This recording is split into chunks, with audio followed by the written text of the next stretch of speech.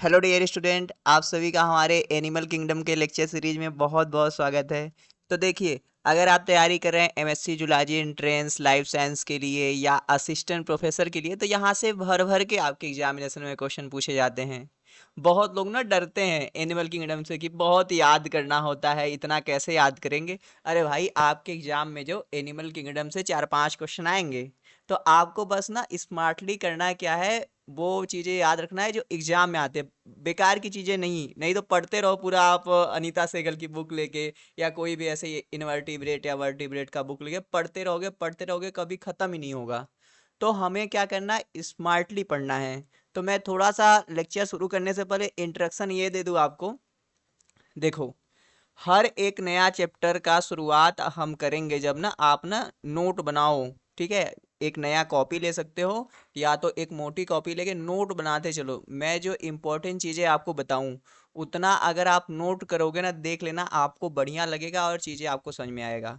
तो नोट बनाना मस्ट है। ठीक है, तो हम क्या पढ़ेंगे, देखो हम पढ़ेंगे आज basis of the animal classification. ठीक है भाई, आपको देखो जुलाजी के हो तो काफ़ी चीज़ें आपको पता भी होगा।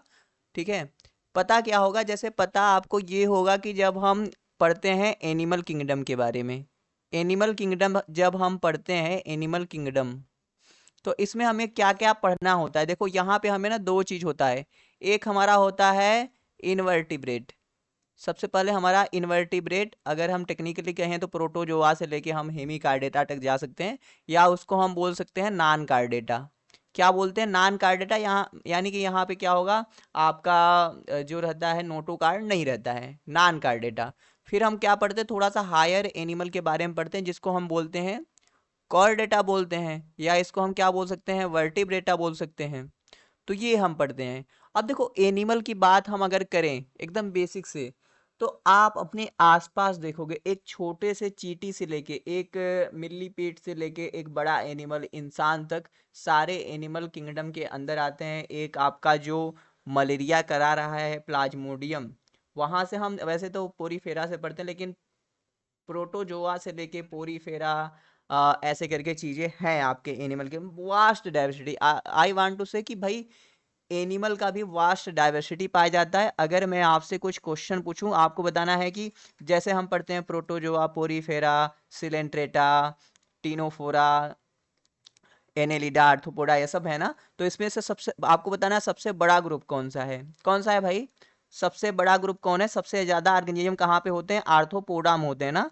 और आर्थ्रोपोडा के अंदर भी किसका होते हैं, इंसेक्टा के अंदर होते हैं। इंसेक्ट का जो है वो बहुत ज्यादा होते हैं ना, इंसेक्ट की डाइवर्सिटी बहुत ज्यादा है। अब देखो, अगला क्वेश्चन मैं आपसे पूछूं, world biodiversity day, world biodiversity day, लिख लेना ये सब जो देखो ना। आपको मैं एक्स्ट्रा चीजें भी बताऊंगा, तो आपको एक्स्ट्रा चीजें नोट करते चलना पड़ेगा। कब होता है ये, बताइए जी, कब होता है। बिल्कुल सही गेस कर पा रहे हो, नहीं गेस कर पा रहे तो लिख लेना, 22 मई होता है। अब यहाँ पे आप डायग्राम में देख सकते हैं, बड़ा ही अच्छे अच्छे एनिमल है, हाथी है, शेर है, तो इनके बारे में भी पढ़ेंगे। आगे चलिए, सबसे पहले हम थोड़ा सा कैरेक्टर समझ लेते हैं। हम एनिमल किंगडम पढ़ने चल रहे हैं, तो एनिमल के कैरेक्टर हम समझ लेते हैं थोड़ा सा।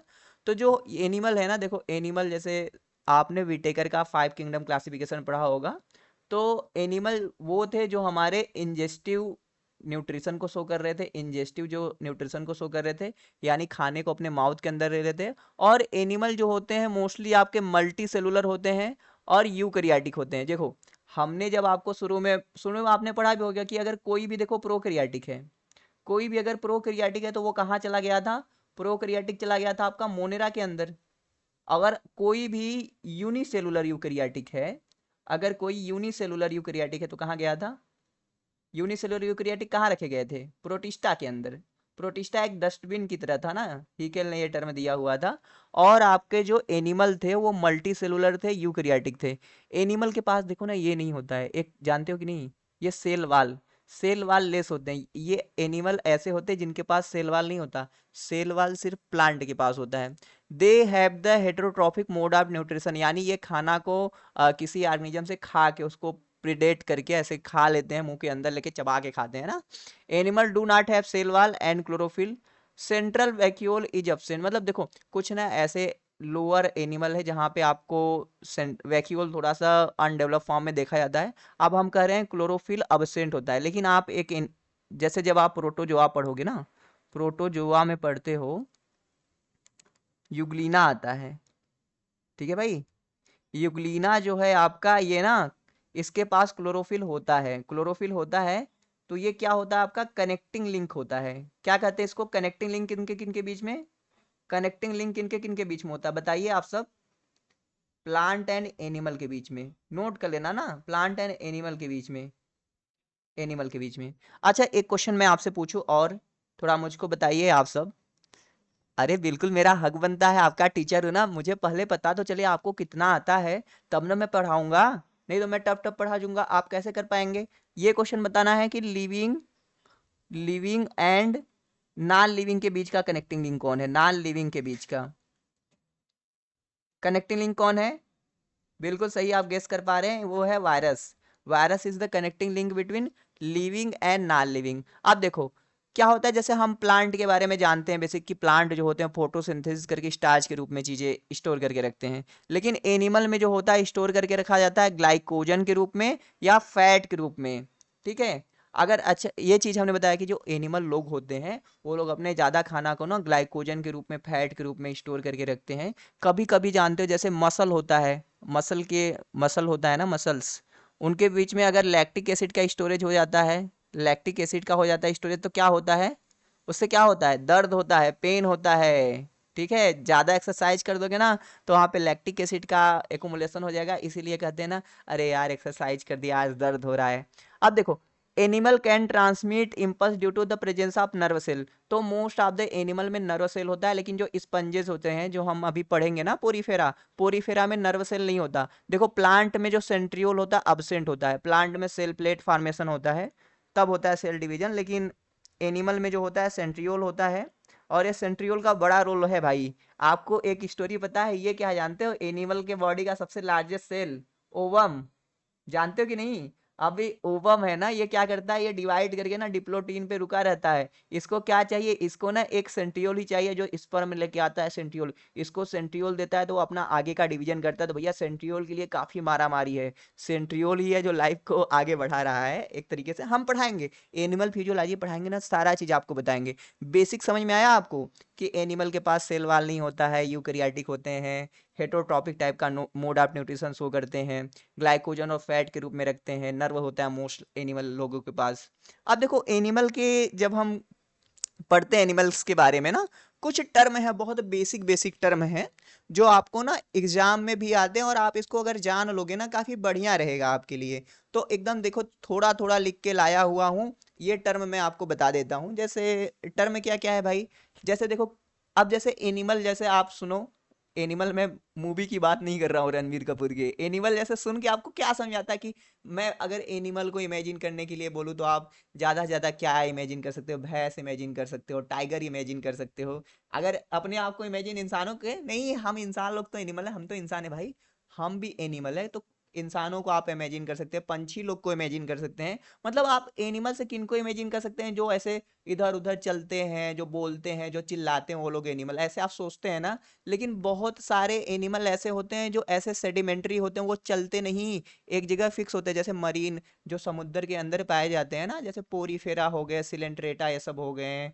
फिर आप आगे पढ़ोगे तो इकाइनोडर्मेटा तो नहीं होते, मोस्टली पोरीफेरा और सिलेंट्रेटा के जो मेंबर होते हैं ना वो पत्थर से अटैच होते हैं नीचे ऐसे, वो एकदम प्लांट की तरह देखने में लगते हैं, तो सेडिमेंट्री या सेसाइल होते हैं। अब देखो दो टर्म है स्टीनो और यूरी, आप ना इकोलॉजी भी पढ़ते हो तब भी आता है, एनिमल में भी आता है, हम लोग भी। तो स्टीनो का मतलब क्या होता है, स्टीनो का मतलब होता है नैरो रेंज ऑफ टॉलरेंस। अब देखो ये स्टीनो का हम यूज करके ना, जैसे अगर हम यहाँ पे स्टीनो हेलाइन लिख दें तो मतलब ऐसा ऑर्गेनिज्म जो narrow range of the salt condition को टॉलरेट कर सके।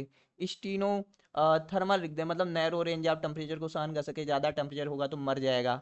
तो ऐसे स्टीनो मतलब होता है नैरो रेंज ऑफ टॉलरेंस, वो स्टीनो थर्मल हो सकता है, स्टीनो हेलाइन, स्टीनो थैलाइन, ठीक है, स्टीनोफेगस। यूरी का मतलब होता है वाइड रेंज ऑफ टॉलरेंस, मतलब अगर यूरी थर्मल हो गया, यूरी हेलाइन, यूरी सलाइन, ये सब करके वाइड रेंज ऑफ टेम्परेचर या कंडीशन को सहन कर सकता है। अब देखो ना, यहाँ से जो टर्म है ना बड़ा बढ़िया है, मतलब अगर हम जैसे कि हैबिटेट की तरह, मतलब टेरेस्ट्रियल ऑर्गेनिज्म की बात करें, जो धरती पे रहते हैं वो क्या क्या एडॉप्टेशन शो करते हैं, कब कब दिखते हैं, उसके आधार पे ये टर्म है ना। देखो, फॉसेरियल क्या होते हैं, मतलब आता है एग्जाम में भाई, इथोलॉजी भी पढ़ोगे, मतलब एनिमल बिहेवियर ना आगे, तब भी रहता है। अब देखो, कर्सोरियल एनिमल क्या होता है, कर्सोरियल का मतलब होता है ऐसा एनिमल जैसे चीता बाघ हो गया, या हम कहें तो हिरन की बात कर रहे हैं, तो जो दौड़ने के लिए अपने आप को अडॉप्ट करते हैं, अपना पैर सही से करते हैं, घोड़ा हो गया, तो उसे कर्सोरियल एनिमल बोलते हैं। तो cursorial animal are those animal which are adopted themselves to run fast. ठीक है। फॉसेरियल क्या होता है, जो बिल बना के रहते हैं, जैसे चूहा हो गया, छछूंदर, ये सब हो गए, तो जो बिल बना के रहते हैं सॉइल के अंदर, उसे हम फॉसेरियल बोलते हैं। स्कैंसोरियल क्या होता है, ऐसे एनिमल जो दीवार पे चढ़ते हैं, वाल पे, रॉक पे चढ़ते हैं, स्कैंसोरियल। नॉकटर्नल क्या होते हैं भाई, नॉकटर्नल तो सुने होगे ना, रात्रिचर प्राणी, जो रात में निकलते हैं, ऐसे कीड़े मकोड़े हो गए, या ऐसे करके बहुत सारे नॉकटर्नल होते हैं। अब डाइउर्नल क्या होते हैं, जो दिन में निकलते हैं। अब देखो ये बड़ा मजेदार टर्म है तीनों, ऑरोरल और वेस्पर्टाइन और क्रिस्प्रस्कुलर।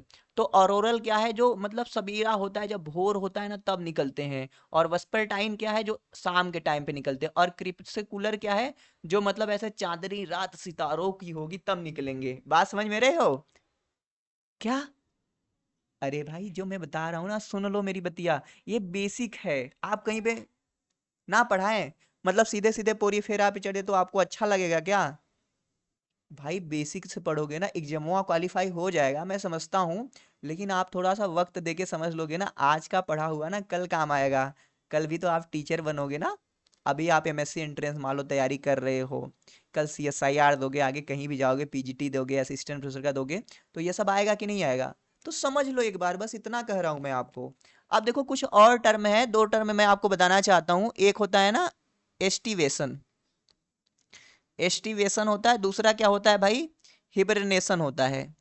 हिबरनेशन होता है, ये टर्म भी आप दोनों अच्छे तरीके से समझ लो।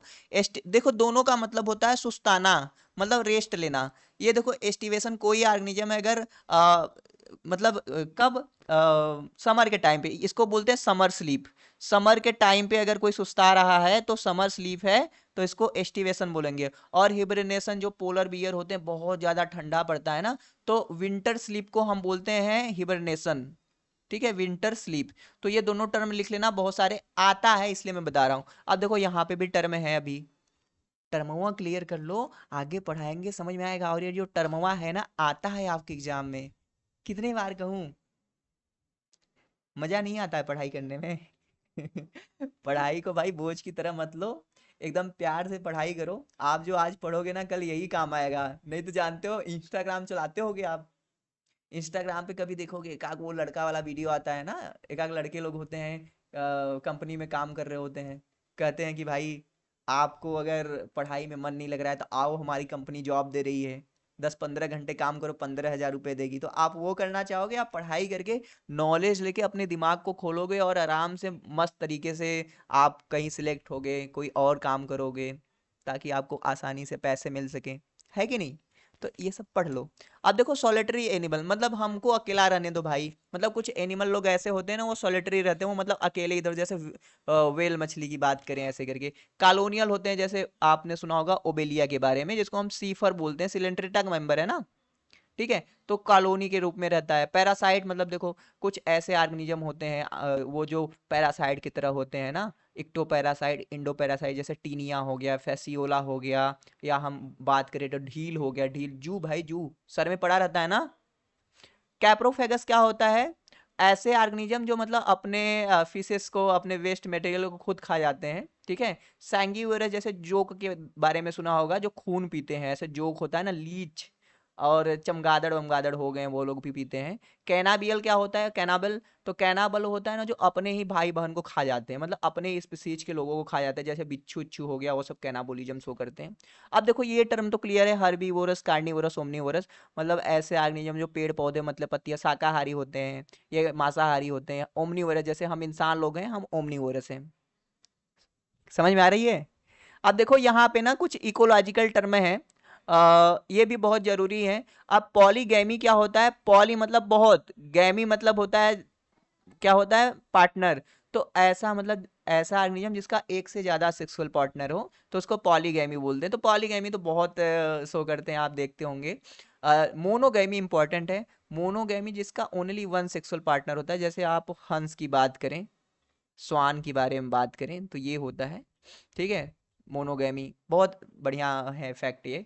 पॉलीएंड्री और पॉलीगाइनी क्या होता है, polyandry mating of one female with more than one male. तो पॉलीएंड्री मतलब एक फीमेल रहेगी, मतलब एक फीमेल है उससे बहुत सारे मल्टीपल मेल उससे क्या कर रहे हैं, मैटिंग कर रहे हैं, पॉलीएंड्री। और पॉलीगाइनी क्या होता है, एक मेल रहता है जो मोर देन वन फीमेल के साथ अपना मैटिंग करता है। तो ये चीज़ें बहुत बेसिक बेसिक है। अब यहाँ पे भी कुछ टर्म है देखो, और ये भी बहुत इंपॉर्टेंट टर्म है, मैं बताऊं बहुत बहुत इंपॉर्टेंट टर्म है। जैसे ना मुझे खुद नहीं पता था, मैं ना बड़ा कंफ्यूज होता था कि मोनोसियस डायोसियस में।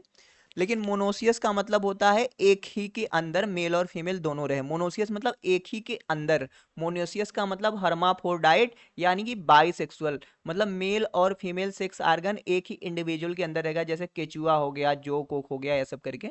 डायोसियस का मतलब होता है अलग अलग, मतलब दो इंडिविजुअल रहेंगे जिसमें मेल फीमेल रहेगा, जैसे मेल और female sex organ found in the different organism. जैसे हम इंसान हो गए, ऐसे करके इंसान हो गए, और जो जानवर हो गए आप देखते हैं, भैंस बकरी ये सब।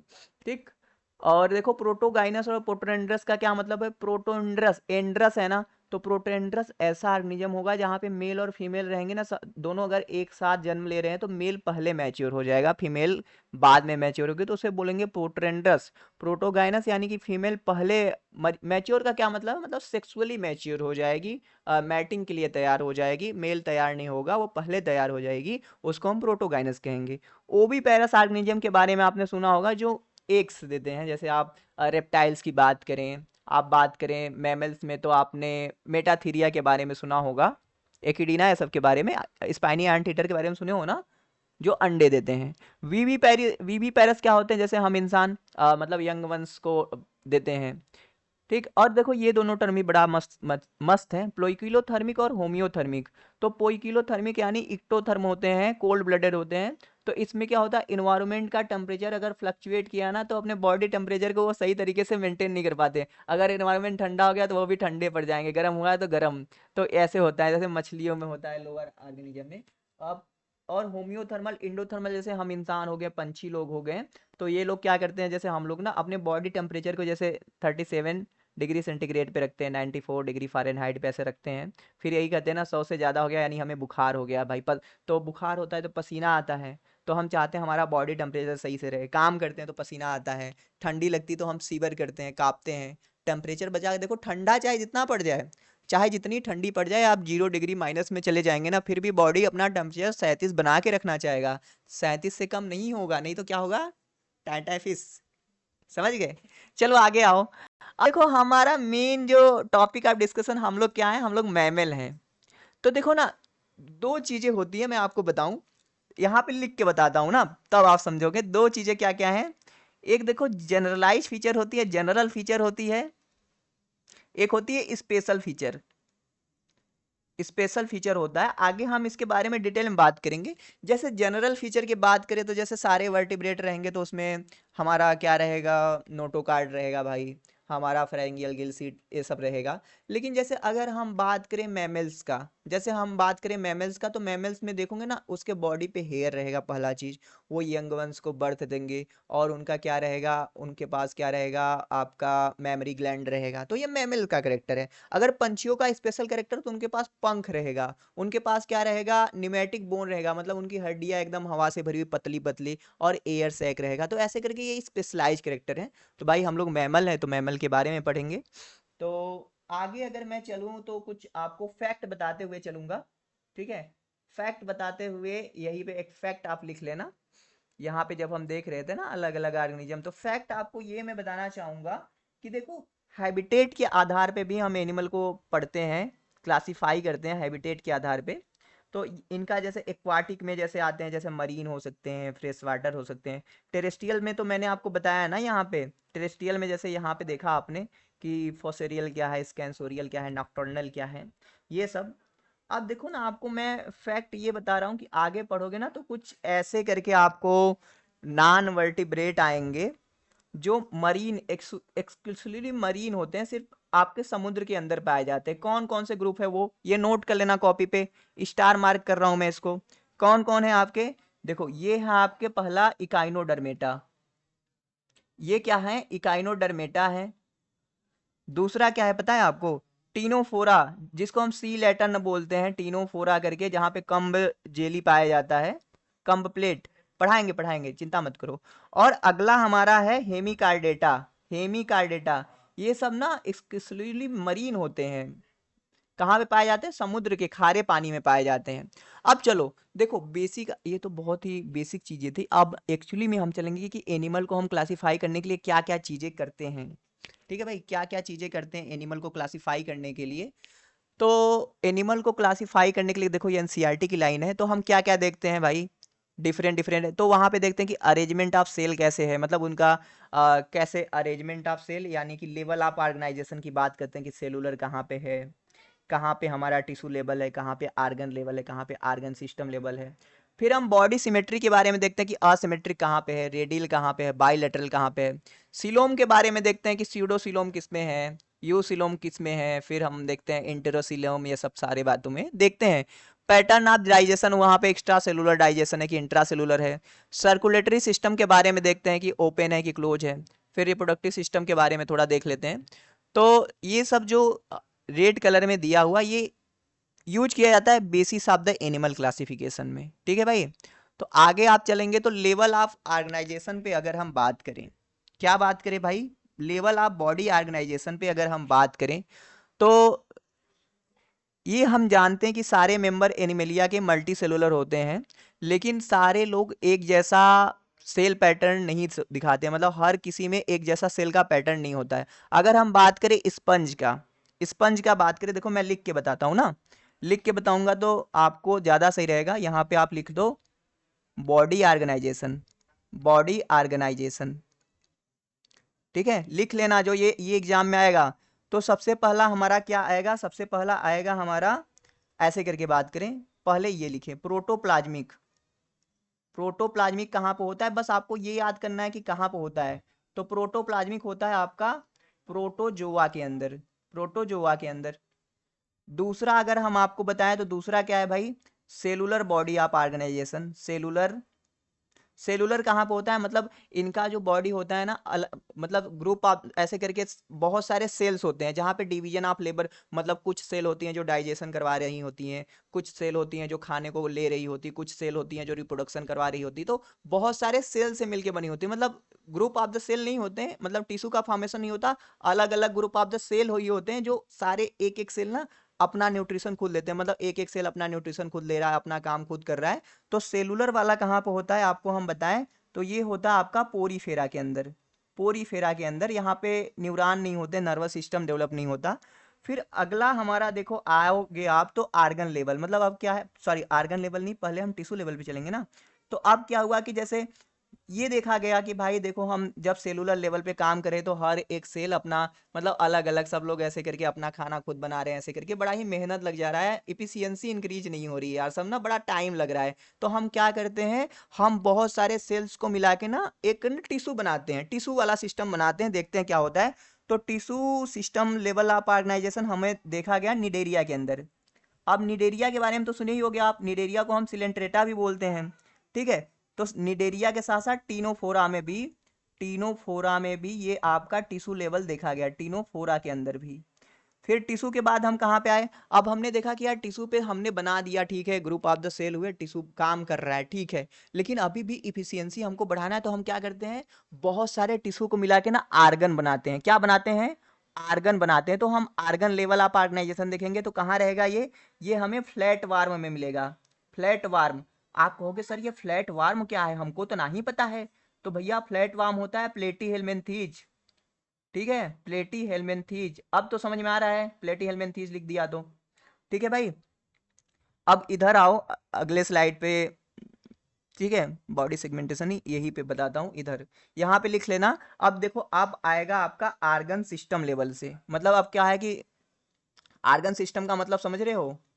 आर्गन सिस्टम जैसे हम इंसानों के अंदर होता है भाई, जैसे लंग हो गया, किडनी हो गया, हर्ट हो गया, सारे लोग एक साथ मिलके, स्किटरी आर्गन हो गया, सारे लोग एक साथ मिलके काम करेंगे ना, तो वहां पे आर्गन सिस्टम, यहाँ पे जैसे आर्गन में अलग अलग आर्गन आर्गन था, जैसे कि फ्लेम सेल था जो रिप्रोडक्शन मतलब एक्सक्रीशन का काम करवा रहा था, लेकिन आर्गन सिस्टम जब बना ना, सारे आर्गन सिस्टम लोग मिलके एक साथ कोऑर्डिनेटेड मैनर में काम कर रहे थे, तो आर्गन सिस्टम आप कहाँ से देखा गया, तो आर्गन सिस्टम बना एसके हेलमिंथीस से लेके एसके हेलमिंथीस से लेके Annelida, arthropoda, Echinodermata, Hemichordata, cephalo, euro, फिर कार्डेटा। तो आर्गन सिस्टम एसके हेलमिंथीस से शुरू हुआ था, ये बात आपको फैक्ट याद करना है। तो मैंने क्या बताया बॉडी ऑर्गेनाइजेशन में, मोस्ट इंपॉर्टेंट याद क्या क्या करना है आपको, देखो लेवल ऑफ ऑर्गेनाइजेशन या बॉडी ऑर्गेनाइजेशन की बात करें तो प्रोटोप्लाज्मिक देखा गया, प्रोटोजोआ में सेलुलर में बहुत सारे सेल लोग थे जिनको एक एक काम दे दिया गया था, वो अपना खाना खुद लेते थे, पोरीफेरा में पाया गया। टिश्यू लेवल कहाँ पे बना, निडेरिया और टिनोफोरा में। आर्गन लेवल का कहाँ दिखा गया, प्लेटी हेलमिंथीज से। फिर प्लेटी हेलमिंथीज के बाद जब एसके हेलमिंथीज आए तो वहां से आर्गन सिस्टम लेवल बन गया आपका। यहाँ पे भी देखो एनसीईआरटी के मैंने चीजें लिया है, सिलेंट्रेटा में क्या है भैया, टिश्यू लेवल का पाया जा रहा है, फिर आर्गन लेवल का प्लेटी हेलमिंथीज में, और आर्गन सिस्टम लेवल का आपका कहाँ से शुरू हुआ था, एसके हेलमिंथीज से लेके एनिलिडा, आर्थ्रोपोडा, मोलस्का, अच्छा मोलस्का भी है, काइनोडर्मेटा, कार्डेटा, ये सब क्या है, organ system level of organisation है। समझ में आ रही है ये बात आपको कि नहीं, जरूर आ रही होगी आपको समझ में ये चीजें, ठीक है, ओके। आगे चलते हैं, हम आगे देखेंगे बॉडी सेगमेंटेशन नहीं, इसको हम कर देते हैं क्या, हम पढ़ेंगे बॉडी प्लान के बारे में। बॉडी प्लान आप कहोगे सर ये बॉडी प्लान क्या है, मतलब एक ऑर्गेनिज्म का बॉडी जैसे देखोगे ना तो वो कैसे मिलके बना हुआ है, मतलब वहां पे जैसे ये देखोगे ना, बॉडी प्लान के बारे में अगर हम बताएं तो जैसे बॉडी प्लान को हम कैसे डिफाइन कर सकते हैं, कैसे आपको बता सकते हैं और कैसे समझोगे आप, जैसे एक बॉडी प्लान होता है, जैसे मतलब उसमें कितना पाइप, कैसे पाइप लाइक स्ट्रक्चर मतलब होता है, जैसे हमारा शरीर है तो हमारा शरीर में क्या होता है, एक होता है एलिमेंट्री कैनाल होता है, एक हमारे बॉडी का वाल होता है, ठीक है, तो हम कहते हैं कि हमारे tube with in tube body plan है, मतलब हमारा शरीर अंदर से खोखला है ना, कोई भी अगर इन्वर्टिब्रेट रहेगा, एक केचुआ ही पकड़ लो आप, आर्थ्रोपोडा ही पकड़ लो, अंदर से तो खोखला रहेगा ना भाई, फिर उसमें क्या होता है, छेद होता है, एक छेद होता है, एक माउथ होता है, एक एनस होता है, ऐसे करके नॉर्मली आप ये जानते हो। तो पहला देखो हमारा बॉडी प्लान क्या है ना, ब्लाइंड सैक वाला है। अब कहोगे सर ये क्या लफड़ा है, ब्लाइंड सैक क्या मतलब है इसका, तो ब्लाइंड सैक में क्या होता है भाई ना, यहाँ पे ओनली वन पोर होता है, इस ऑर्गेनिज्म में ओनली वन पोर होता है, वन पोर होता है, ये खाना उसी से लेता है और एक्सक्रीशन भी मतलब उसी से करता है, वेस्ट मटेरियल का उत्सर्जन भी उसी से करता है। तो ये कौन है भाई, ये आपका कौन आपका आ जाएगा, ब्लाइंड सैक वाला, कहाँ से कहाँ तक आ जाएगा ब्लाइंड सैक वाला, आप समझ लो पोरीफेरा से शुरू कर लो, पोरीफेरा से शुरू करके आप चले जाओ प्लेटी हेलमिंथीस तक, प्लेटी हेलमिंथीस तक, ठीक है, यहां तक ये लोग क्या है, ब्लाइंड सैक बॉडी प्लान, जैसे सिलेंट्रेटा, टीनोफोरा, ये सब लोग मिलके ऐसे ही काम कर रहे हैं। अब आगे अगर हम दूसरा चीज देखें तो दूसरा हमारा क्या है, हमारा यहाँ पे है tube with in tube body plan, tube with in tube body plan, tube. तो देखो हमारे बॉडी के अंदर दो ट्यूब लाइक स्ट्रक्चर होता है, एक क्या होता है, एक हमारा होता है बॉडी वाल, मतलब एक होता है हमारा बॉडी वाल होता है, एक होता है बॉडी का वाल, और एक दूसरा होता है हमारा एलिमेंट्री कैनाल, एलिमेंट्री कैनाल होता है, ठीक है भाई, एलिमेंट्री कैनाल है। तो अब करके ये कहाँ से कहाँ तक देखा जाता है आपको, ये आपको देखा जाता है, आप शुरू करोगे इसके हेलमिंथीस से लेके, इसके हेलमिंथीज मतलब जहां से हमने बताया था ना कि जहां से आपका आर्गन सिस्टम लेवल शुरू होता है वहां से लेके आपका कॉर्डेटा तक, कॉर्डेटा के आगे कुछ तो है नहीं अभी, नया आया तो पता चले। तो ये सब tube with in tube body plan देखा जाए। अब देखो अगर हम इसी में आपको जब बॉडी प्लान के बारे में ही बता रहे हैं तो यहाँ पे अगर हम आपको बता दें डाइजेस्टिव सिस्टम के बारे में, डाइजेस्टिव सिस्टम के बारे में कि कैसा होता है, कहाँ कहाँ होता है, कहाँ कहाँ नहीं होता है। डाइजेस्टिव सिस्टम मतलब खाना जो लिया जा रहा है उसको पचाना है भाई। तो देखो डाइजेस्टिव सिस्टम कुछ में यहाँ पे अब्सेंट होता है, कहाँ कहाँ अब्सेंट होता है ये नोट कर लेना। डाइजेस्टिव सिस्टम आपका देखो पोरीफेरा में नहीं होता है, पोरीफेरा में नहीं होता है। दूसरा कहाँ नहीं होता है आपका, निडेरिया में नहीं होता है, निडेरिया यानी सिलेंट्रेटा, निडेरिया में नहीं होता है। तीसरा आपका कहाँ नहीं होता, टीनोफोरा में नहीं होता, कहाँ नहीं होता आपका, टीनोफोरा, टीनोफोरा में नहीं होता। अब फिर अगर डाइजेस्टिव सिस्टम कहोगे तो जैसे आपका इधर जो रहता है बाकी वो में प्रेजेंट रहता है, ठीक है भाई। आगे अगर हम चलें तो हम आपको बताएं सिमेट्री के बारे में, मतलब बॉडी सिमेट्री भी एक एग्जाम अच्छा है, मतलब क्राइटेरिया एनिमल को क्लासिफाई करने के लिए। तो बॉडी सिमेट्री मतलब कि कौन किस तरीके से दिखता है उसका, मतलब बाहर से देख के हम किसी को गोला कह रहे हैं, किसी को कह रहे हैं रेडियल है, किसी में कोई सिमेट्री नहीं है। तो बॉडी सिमेट्री भी एक तरह का हम ऑर्गेनिज्म को पहचानने के लिए काम कर सकते हैं देख के। जैसे यार अगर आप नॉर्मली प्लांट के बारे में जानते हो तो लीफ उफ होता है, फ्लावर व्लावर होता है, देख के उसको पहचानते हो ना। तो ऐसे एनिमल लोगों को भी बाहर से देख के आप पहचानोगे कि कौन असिमेट्रिक है, कौन रेडियल है, कौन बायरेडियल। तो ये तीनों बहुत जरूरी हैं। तो पहला देखो आपको यहाँ लिखा गया है असिमेट्रिक। पहला क्या होता है? असिमेट्रिक होता है। असिमेट्रिक होता है माने कि इसे किसी भी प्लेन से काटोगे ना बराबर बराबर भागों में कटेगा ही नहीं, ठीक है, बराबर बराबर भागों में बटेगा ही नहीं। और असिमेट्रिक में हमारा सबसे बढ़िया एग्जांपल है पोरीफेरा के मेंबर। पोरीफेरा के मेंबर का कोई सिमेट्री नहीं होता, असिमेट्रिक होते हैं। और दूसरा इसका एग्जांपल है स्नेल। स्नेल को भी काटोगे किसी भी भागों में नहीं बटेगा, ठीक है। असिमेट्रिक आपका पोरीफेरा है और स्नेल है। और अगर हम अगला चलें रेडियल वाला, तो रेडियल वाला ना हम इसे किसी भी प्लेन से काटेंगे ना, किसी भी प्लेन से काटेंगे ये बराबर बराबर भागों में बट जाएगा। हम इसे किसी भी टू इक्वल प्लेन से काटें, किसी भी प्लेन से देखो काट रहे हैं, ये बराबर बराबर भागों में बट जा रहा है। रेडियल क्या मतलब आप एक्टिनोमार्फिक समझ सकते हैं, और इसका समझ सकते हैं, बॉटनी का टर्म बता रहा हूँ, जाइगोमार्फिक समझ सकते हैं। तो रेडियल क्या है भाई? जो किसी भी प्लेन से काटने पे वो बराबर बराबर भागों में बट जाए, that is the radial. Radial कहाँ कहाँ पे होता है? देखो एक निडेरिया दिया हुआ है, निडेरिया क्या माने सिलेंट्रेटा, ठीक है, तो यही है ही। और अब आएंगे हम बाइलेटरल पे। तो बाइलेटरल क्या होता है? तो बाइलेटरल ऑर्गेनिज्म ऐसे ऑर्गेनिज्म होते हैं जो सिर्फ सिंगल प्लेन, एक ही प्लेन से काटोगे तब बराबर बराबर भागों में बट जाएं। Body divided into two equal half by the one plane, माने कि वन प्लेन से काटोगे तब वह ये डिवाइड होंगे बराबर बराबर भागों में। तो इसको बोलेंगे हम बाइलेटरल सिमेट्री। तो ये कहाँ कहाँ रहेंगे? ये देखो ऐसे समझ लो कि ये ना शुरू होते हैं प्लेटी हेलमिंथीस से, मतलब प्लेटी हेलमिंथीस से लेके, प्लेटी हेलमिंथीस से लेके आपका ये जाते हैं आपका कहाँ तक, कार्डेटा तक जाते हैं। लेकिन एक दिक्कत ये है, आपका दिक्कत मैं बताता हूँ क्या है। प्लेटी हेलमिंथेस से बाइलेटरल सिमेट्री शुरू हो जाता है, लेकिन ना यहाँ पे बीच में ना एक देखो इकाइनोडर्मेटा आता है, फैक्ट है मैं बता देता हूँ ना, और एग्जाम में पूछा जाता है तो याद भी करना पड़ेगा। बीच में क्या आता है जहाँ पे वाटर वेस्कुलर सिस्टम होता है भाई, क्या नाम है उसका, ट्यूब फीट होता है, तो उसका नाम है देखो इकाइनोडर्मेटा। इकाइनोडर्मेटा जो कि स्क्रूसुली मरीन होते हैं। तो इनमें क्या होता है भाई ना, इनमें देखो ना, इनका जो इकाइनोडर्मेटा होता है, इसका जो लार्वा होता है, लार्वा, इसका लार्वा जो सिमेट्री शो करता है वो कैसा होता है? वो बाइलेटरल होता है। लार्वा जो होता है इनका बाइलेटरल सिमेट्री शो करता है।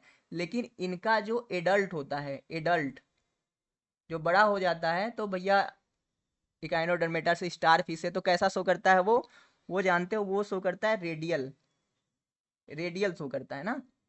तो ये आपको समझ में आया। तो सिमेट्री मैंने बताया कुछ नहीं भाई, सिमेट्री भी एक इंपॉर्टेंट फीचर है एज ए क्लासिफिकेशन का। तो असिमेट्रिक होता है पोरीफेरा और स्नेल, रेडियल में आपका आ जाता है निडेरिया और टीनोफोरा, और बाइलेटरल में प्लेटी हेलमिंथेस से कॉर्डेटा तक जाएंगे। लेकिन इकाइनोडर्मेटा एक अड़चन डाल देता है, उसका लार्वा कहता है ओ भाई देखो हम ना बाइलेटरल नहीं रहेंगे, हमको तो रहना है देखो यार, मतलब हम रेडियल नहीं रहेंगे, हम बाइलेटरल रहेंगे। पप्पा जब हम बन जाएंगे, जवान हो जाएंगे ना, तब हम रेडियल ही शो कराएंगे तुमको।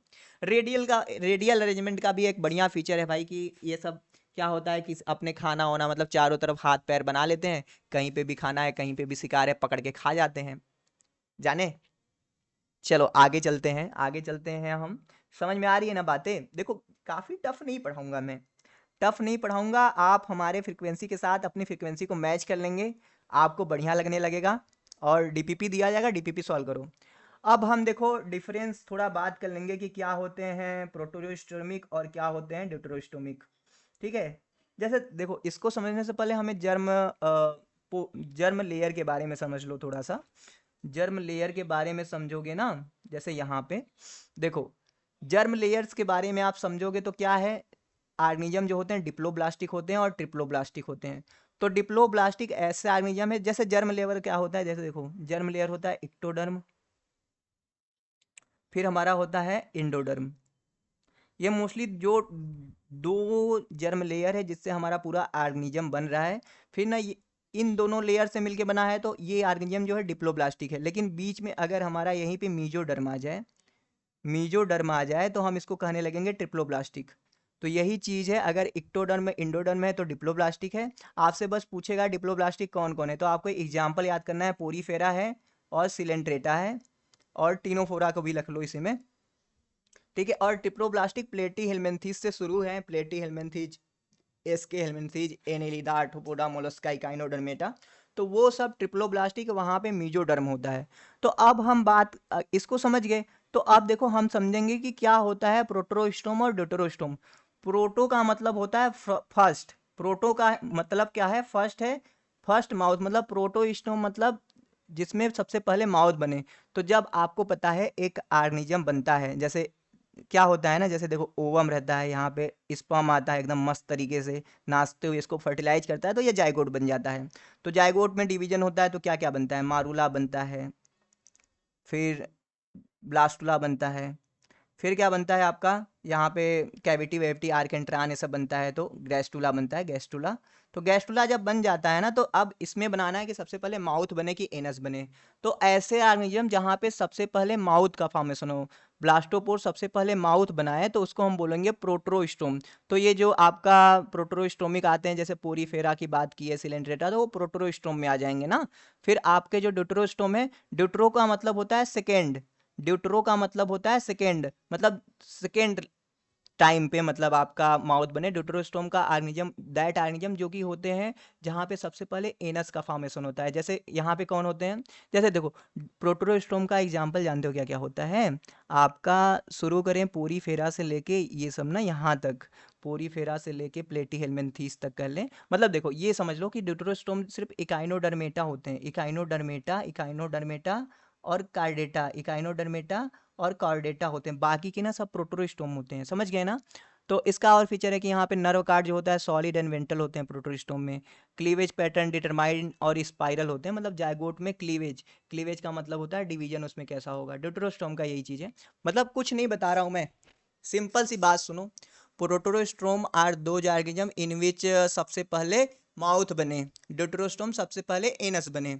बात समझ में आ गया ये चीज, आएगा, बिल्कुल आएगा, ठीक है, आ ही रहा है ना, ऐसा तो नहीं है नहीं आ रहा है। अरे सर हमको नहीं आ रहा है, हम कैसे करेंगे, आना चाहिए भाई, नहीं आएगा तो कैसे होगा। चलो अब यहाँ पे देखो आपको क्या दिख रहा है, यहाँ पे आपको दिख रहा है सिलोम, सिलोम दिख रहा है, सिलोम, सिलोम का मतलब क्या होता है, ये यहाँ पे कैविटी दिख रहा है ना, सिलोम का मतलब ही होता है बॉडी कैविटी, ठीक है भाई। सिलोम का मतलब क्या होता है, बॉडी कैविटी, बॉडी के अंदर जो एक खाली जगह है, सिलोम के अंदर ही आपका हार्ट है, आपका लीवर, आपका किडनी, किसी भी ऑर्गेनिज्म का मतलब सिलोम मतलब खाली जगह है जहाँ पे आपका सारा ऑर्गन रखा हुआ है। सिलोम मतलब अगर टेक्निकली इसको हम डिफाइन करना चाहें, space between body wall and gut wall, इसको क्या कहेंगे हम, space between body wall and gut wall, जो खाली जगह है बॉडी वाल के मतलब शरीर के वाल का और जो डाइजेस्टिव सिस्टम का वाल है उसके बीच में ना, एंड गट वाल जो खाली जगह है उसको हम कहेंगे सिलोम। अब ये सिलोम है, तो देखो अब सिलोम जो होता है ना, इसको हम कई तरीके से, मतलब कुछ ऐसे ऑर्गेनिज्म होते हैं जहाँ पे सिलोम होता ही नहीं, कुछ ऐसे ऑर्गेनिज्म होते हैं जहाँ पे फाल्स सिलोम पाया जाता है, कुछ ऐसे ऑर्गेनिज्म है जहाँ पे ट्रू सिलोम पाया जाता है। तो सिंपल हम बात करते हैं, देखो किसी चीज़ को सिलोम कहने के लिए हम उसका क्राइटेरिया होता है, अगर किसी चीज़ को आप सिलोम खाली जगह है उसको हम सिलोम कब कहेंगे, सिलोम तब कहेंगे कि भाई जो रहेगा ना अंदर का साइड ना वो मीजोडर्म से घिरा हुआ रहे, मीजोडर्म की लेयर वहाँ पे पाया जाए, मीजोडर्म वहाँ पे रहे, मीजो जो डर्म मस्ट बी प्रेजेंट, ठीक है, मीजोडर्म रहेगा, अगर घिरा रहेगा बॉडी वाल, मतलब जो बॉडी वाल और गट वाल है ना वो उसका बॉडी वाल और गट वाल को मीजोडर्म लेयर बनाए तो उसे हम सिलोम कहेंगे, ठीक है। अब देखो आपको याद करना असिलोमेट, असिलोमेट का कहाँ कहाँ होते हैं सिलोमेट, देखो बायोलॉजी में जब आप पढ़ रहे हो ना, ए का मतलब होता है नाट, मतलब ऐसे ऑर्गेनिज्म जहाँ पे सिलोम नहीं होता है। तो सिलोम कहाँ कहाँ नहीं होता है, तो आपको ये आपको पता होना चाहिए कि कहाँ कहाँ सिलोम नहीं होता है। तो ये है आपको देखो पोरीफेरा, पोरीफेरा में आपका सिलोम नहीं होता है। और क्या है आपका, निडेरिया है, निडेरिया में आपका सिलोम नहीं होता है, निडेरिया है। और क्या है भाई, आपका टीनोफोरा हो जाएगा, टीनोफोरा हो जाएगा, यहाँ पे भी सिलोम नहीं है। और क्या है भाई आपका, आपका ये जो प्लेटी हेलमिंथीज है, प्लेटी हेलमिंथीज थेज, यहाँ पे भी सिलोम। देखो ये सब जो ऊपर वाले हैं ये डिप्लोब्लास्टिक है, प्लेटो हेलमिंथेस डिप्लोब्लास्टिक है, लेकिन देखो ये क्या है, ये सब ये डिप्लोब्लास्टिक है, ये क्या है, ट्रिप्लो है। तो इन सब में सिलोम होता ही नहीं है। अब देखो, अब हम बात करेंगे स्यूडोसिलोम का ना। स्यूडोसिलोम क्या होता है आपका, यहाँ पे आपका स्यूडोसिलोम में ना आपका बस एग्जाम्पल याद करो स्यूडोसिलोम का, कि स्यूडोसिलोम जो होता है, स्यूडोसिलोम मतलब ऐसा कैविटी होता है लेकिन मीजोडर्म लेयर के द्वारा घिरा ही नहीं रहता भाई। स्यूडोसिलोम का एग्जाम्पल पूछा जाता है सिर्फ। स्यूडोसिलोम कहाँ मिलता है, स्यूडोसिलोम तो ये मिलता है आपका राउंड वार्म में। कहाँ मिलता है, राउंड वार्म। आप कहोगे सर ये राउंड वार्म क्या है, हमको तो नहीं। अरे राउंड वार्म को ही हम जानते हो क्या कहते हैं, एसके हेलमिंथीज बोलते हैं, एसके हेलमिंथीज, एसके हेलमिंथीज बोलते हैं ना। राइटिंग नहीं समझ में आती जी मेरा, ऐसा नहीं है। तो देखो, प्लेटी हेलमिंथीज को हम क्या बोलते हैं, प्लेटी हेलमिंथीज को क्या बोलते हैं, फ्लैट वार्म। और राउंड वार्म इसके हेलमिंथीज को। स्यूडोसिलोम यहाँ पे रहता है, यहाँ पे क्या होता है, मीजोडर्म का पाउच पाया जाता है। यहाँ पे क्या होता है, यहाँ पे ना लेयर नहीं, मीजोडर्म का क्या होता है, पाउच, मीजोडर्म का ना पाउच पाया जाता है। पाउच होता है, लेयर नहीं बनाता। अब आगे अगर हम आपको लेके चलें, एक मिनट, स्लाइड ना खत्म हो जा रहा है, चलो दूसरा कलर लेके आपको यहीं पे बताते हैं। ठीक है भाई, ओके। तो अब हम बात करेंगे, हमने देखो देख लिया है कि असिलोमेट क्या होते हैं, स्यूडोसिलोमेट क्या होते हैं ना। अब हम बात करेंगे कि ट्रू सिलोम, जो कि मीजोडर्म की लाइन के द्वारा घिरा रहता है, ट्रू सिलोम। यानी यू सिलोमेट कौन कौन से होते हैं ना, यू सिलोमेट्स कौन कौन होते हैं, इनके बारे में थोड़ा देखना है। तो यू सिलोमेट जो होते हैं, ट्रू सिलोमेट होते हैं। और ये देखो कहाँ से शुरू होते हैं, मतलब एने लीडा से लेके आगे जितने भी आते हैं ना, ये ट्रू सिलोमेन के पास होता है। हमने क्या बात किया, देखो एक बार मैं बताऊं। जैसे हमने बताया कि देखो पोरीफेरा है, निडेरिया है, टीनोफोरा है, प्लेटी हेलमिंथीज, वहां पे तो सिलोम है ही नहीं। और एसके हेलमिंथीज में स्यूडोसिलोम है, वहां पे ना पाउच पाया जा रहा है, मीजोडर्म का लाइन नहीं कर रहा है। फिर ना एनेलिडा से लेके, एनिलिडा कहो आप, आर्थ्रोपोडा कहो, मोलस्का कहो, इकाइनोडर्मेटा कहो आप, प्रोटोकार्डेटा, सिफेलो, यूरोकार्डेटा, ये सब ना यू सिलोमेट है। लेकिन यू सिलोमेट में भी ना टाइप है। टाइप क्या है, गैस्टुला के आधार पे, मतलब जब गैस्टुलेशन होता है तो यूसिलोमेट के भी दो भागों में हम बांट देते हैं। कौन कौन से भाग हैं ये, तो देखो इसका पहला भाग है हमारा साइजोसिलोमेट। इसको हम क्या बोलते हैं, साइजोसिलोमेट बोलते हैं, साइजोसिलोमेट है। और दूसरा कौन है भाई, दूसरा हमारा कहेंगे इंटेरोसिलोमेट, इंटेरोसिलोमेट, सिलोमेट। समझ लेते हैं क्या है, बहुत सिंपल सा है। तो ये क्या है, देखो साइजोसिलोमेट जो होते हैं, अगर सिलोम जो है ना स्प्लिटिंग आप मीजोडर्मल लेयर के स्प्लिटिंग से बन जाए, मतलब साइजोसिलोमेट कैसे बनता है, जो आपका मीजोडर्म लेयर होता है ना, मीजोडर्म का लेयर जो होता है ना, उसके स्प्लिटिंग से बनता है। कैसे बनता है, उसके स्प्लिटिंग से। तो the coelom which are form by the splitting of mesoderm layer is known as the schizocoelomate. ठीक है, स्प्लिटिंग ऑफ मीजोडर्मल लेयर। और इसके एग्जाम्पल क्या क्या है, ये आपसे पूछा जाता है एग्जाम में, और ये आपको याद भी करना है। कौन कौन से है भाई, ये आपके देखो एनेलिडा हो जाएंगे, एनेलिडा, ये आपके हो जाएंगे आर्थ्रोपोडा, आर्थ्रोपोडा, और ये आपके इसमें आ जाएंगे मोलस्का।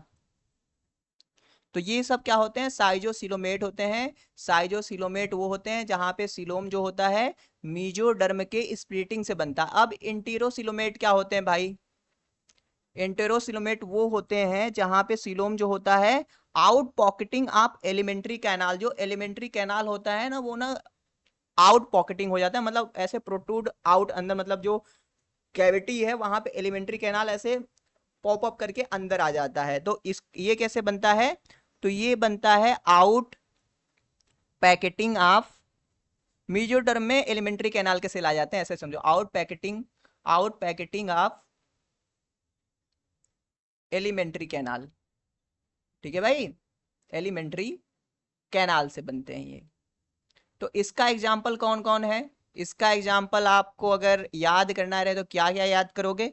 तो इसका एग्जाम्पल है, देखो इसका एग्जाम्पल है आपका इकाइनोडर्मेटा, इकाइनोडर्मेटा इसका एग्जाम्पल है। इसका एग्जाम्पल है आपका हेमिकार्डेटा आ जाएगा, और हमारा कार्डेटा तो है ही।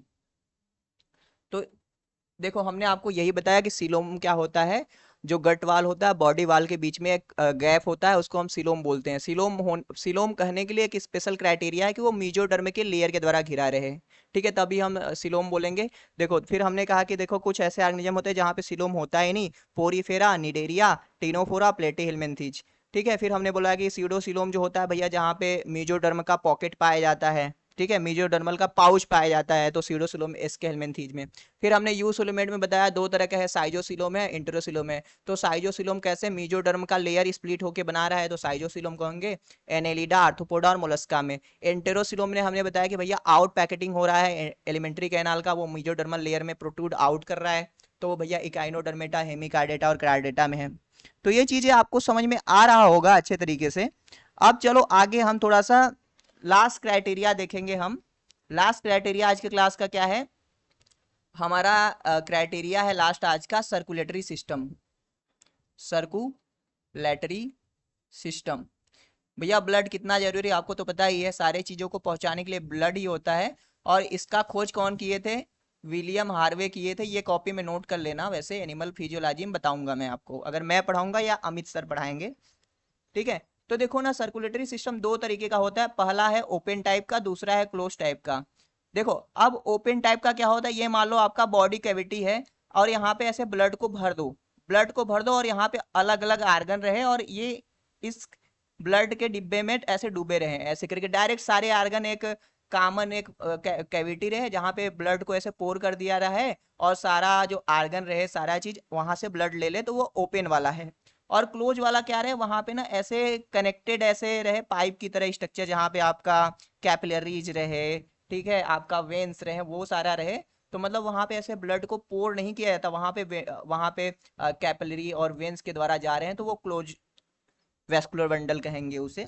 तो ओपन सर्कुलेटरी सिस्टम देखो कहाँ कहाँ रहता है, ये आपको याद करना है। ओपन कहाँ कहाँ रहेगा, अलग कलर से मैं लिख देता हूँ, आपसे बस पूछता है, डिफिनीशन नहीं, आपको एग्जाम्पल पूछता है। तो ओपन कहाँ कहाँ रहता है? ओपन देखो कहाँ कहाँ रहता है आपका, बताऊं तो आर्थ्रोपोडा हो गया, आर्थ्रोपोडा हो गया, आपका मोलस्का हो गया। मोलस्का में याद कर लेना, सी स्क्विड में ना क्लोज होता है भाई, ठीक है। और मोलस्का में मतलब मोलस्का में ओपन होता है, लेकिन मोलस्का में सिफेलोपोडा करके जो होते हैं, सिफेलोपोडा करके ग्रुप है ना, पढ़ोगे ना सी स्क्विड सब आएगा, वहां पे क्या होता है, वहां पे क्लोज होता है, ठीक है। मोलस्का हो गया, हेमिकार्डेटा हो गया, अगर मैं इधर ही लिख देता हूँ, हेमिकार्डेटा हो गया, हेमिकार्डेटा।